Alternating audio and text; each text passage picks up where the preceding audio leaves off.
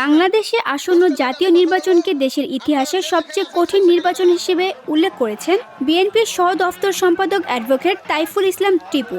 বাগাতিপাড়ায় এক জনসভায় প্রধান অতিথির বক্তব্যে তিনি বলেন, মানুষের ভোটাধিকার কেড়ে নিতে অদৃশ্য শক্তির নানা ষড়যন্ত্রে লিপ্ত। তাইফুল ইসলাম বলেন, তারেক রহমান আগে এই ষড়যন্ত্রের ইঙ্গিত দিয়েছিলেন, আর এখন সেটাই বাস্তবে দেখা যাচ্ছে।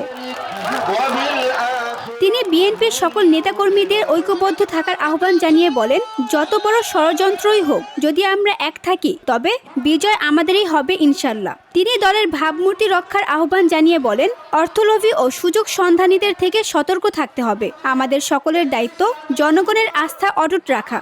আগামী ফেব্রুয়ারি মাসে নির্বাচনের একটা সম্ভাব্য তারিখ ঘোষণা হয়েছে। এই নির্বাচন নিয়েও বাংলাদেশে এবং দেশের বাইরে বিভিন্ন ধরনের ষড়যন্ত্র চলছে।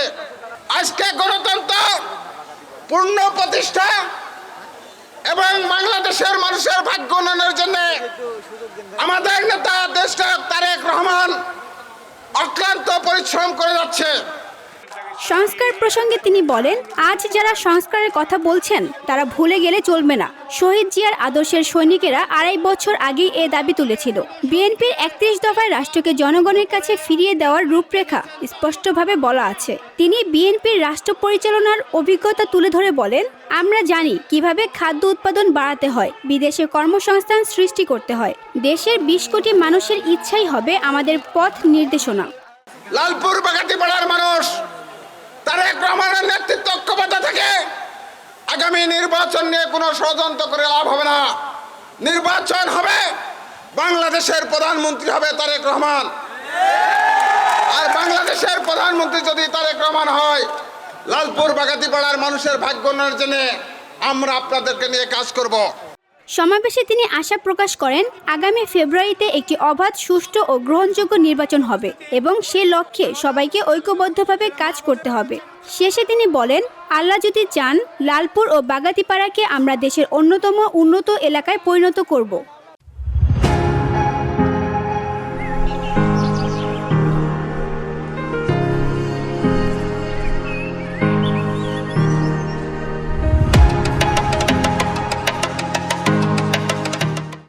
সমাবেশে সভাপতিত্ব করেন বাগাতিপাড়া উপজেলা বিএনপির সাবেক সভাপতি অধ্যক্ষ গোলাম মোস্তফা নয়ন এবং উপস্থিত ছিলেন বিএনপির বিভিন্ন পর্যায়ের নেতাকর্মীরা।